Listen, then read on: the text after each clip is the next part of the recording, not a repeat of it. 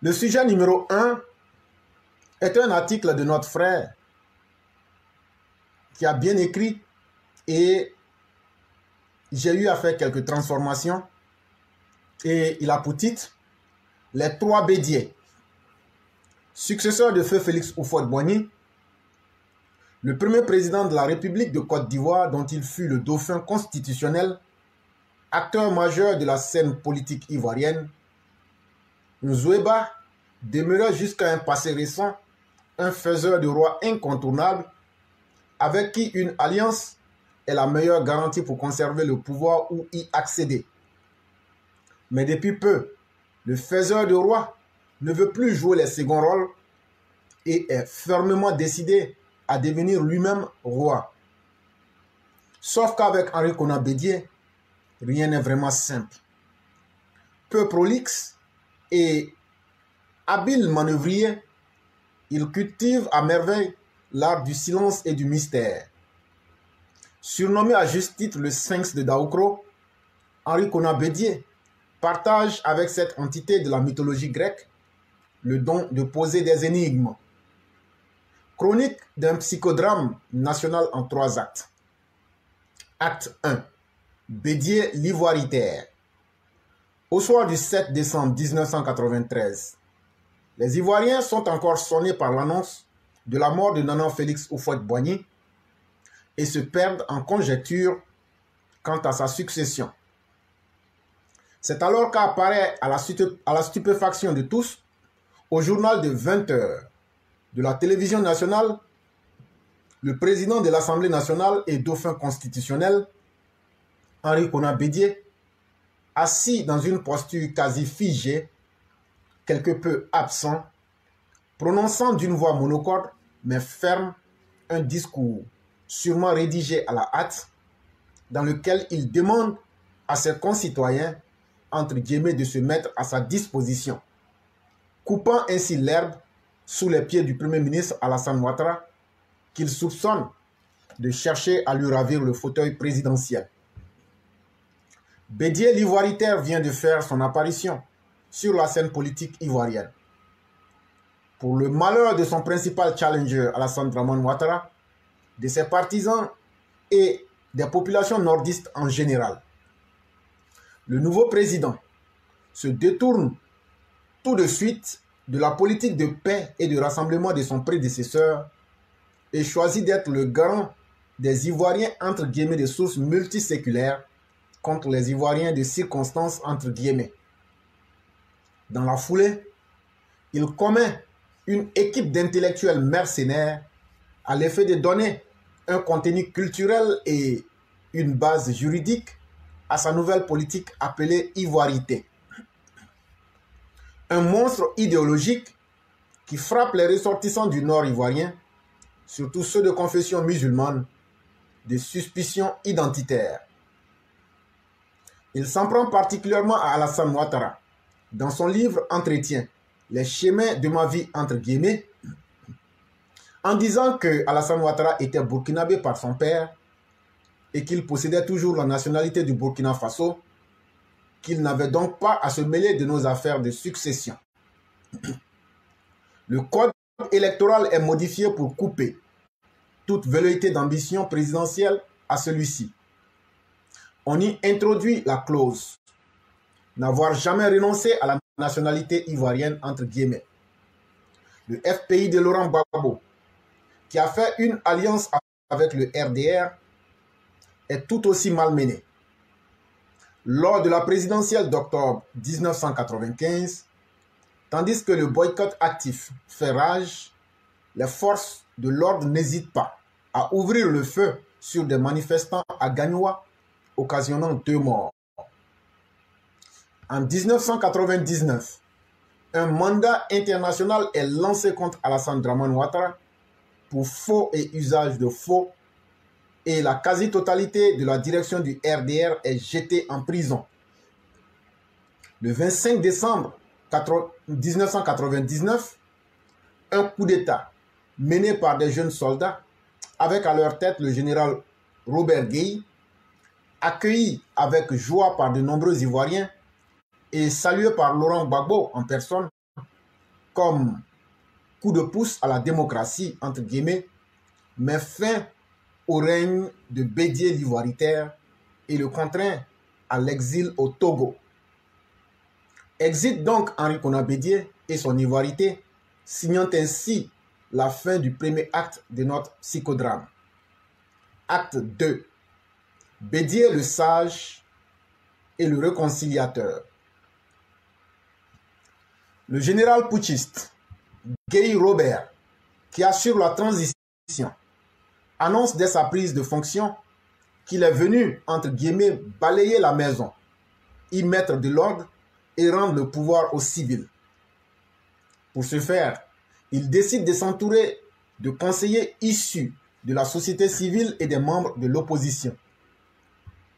Mais les stratèges du FPI, notamment Lida Kwasi, réussirent à, entre guillemets, encadrer, comme le disait Simone Babo, Guy Robert, ce militaire novice en politique, et à lui faire changer d'avis. Désormais, il a déposé le balai et veut s'installer durablement au palais présidentiel. Afin de se garantir toutes les chances aux élections de 2000, Guy Robert a recours à l'expertise d'un certain Tiakone, un homme de droit des plus maléfiques, comme le qualifiait Alphonse Diédié Madi, qui écarte tous les candidats de poids, dont Alassane Dramane Ouattara, Henri Konan Bédié, à l'exception d'un certain Laurent Gbagbo en minuscule, qu'il ne considère pas comme une menace. Au terme du scrutin, il se déclare vainqueur, mais son challenger, qui ne l'attend pas de cette oreille, mobilise la rue et une partie de l'armée contre lui. L'ex-putschiste Guy Robert se résout à quitter le palais et part se réfugier chez lui à Kabakouma. Le nouvel homme fort, qui a repris à son compte les thèses ivoiritaires, avec en prime la violence consubstantielle de la galaxie patriotique, la frange la plus radicale de ses jeunes partisans, tient le pays d'une main de fer et n'hésite pas à réprimer dans le sang la moindre manifestation de ses anciens alliés du Front républicain devenus désormais ses opposants. En septembre 2002, une tentative de putsch se mue en rébellion armée, coupant le pays en deux et contraignant Laurent Gbagbo à des négociations avec le MPCI. On verra donc Accra 1, Accra 2, Marcou 6, qui marque le retour d'Henri Konan Bédié sur la scène politique ivoirienne. Mais les quelques années d'exil semblent avoir transformé l'homme. C'est avec un grand soulagement que les Ivoiriens découvrent un nouveau Bédié. Devenu subitement le sage, le réconciliateur, qui a tourné le dos à l'ivoirité. Ado n'est plus le Burkinabé qui n'a pas à se mêler de nos affaires, mais Alassane Dramane Ouattara devient pour Bédié l'allié de choix avec qui on veut cheminer ensemble désormais. À la faveur des élections de 2010, l'allié se transforme en petit frère, qu'on va présenter à plus de 4000 chefs baoulés et qui est baptisé Ala Nissan.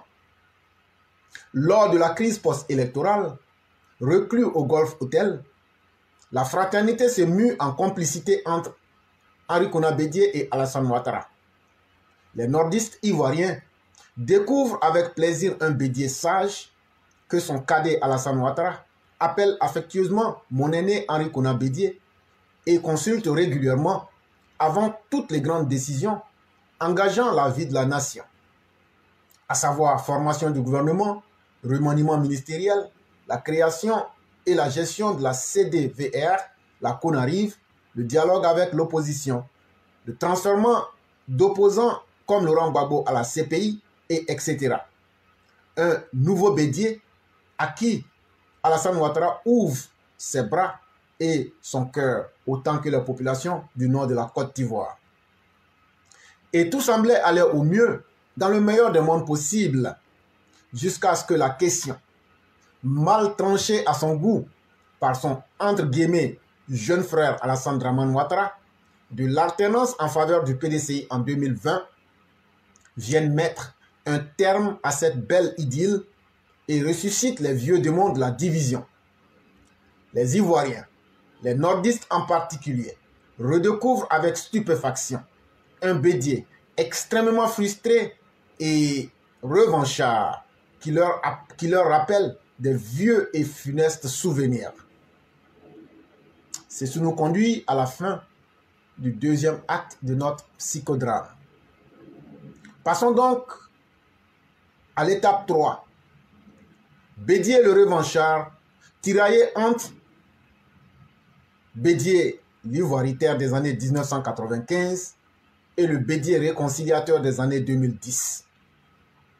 Désormais, c'est un vieillard revanchard qui s'est désolidarisé du bilan et de la gouvernance de son jeune frère Alassane Ouattara et qui ne cache plus son désir de bouter le RDR du palais présidentiel, mais qui reçoit tour à tour la direction du parti de la case, les soroïstes et les deux tendances du FPI et laisse entrevoir une alliance avec les anciens refondateurs devenus PPACI.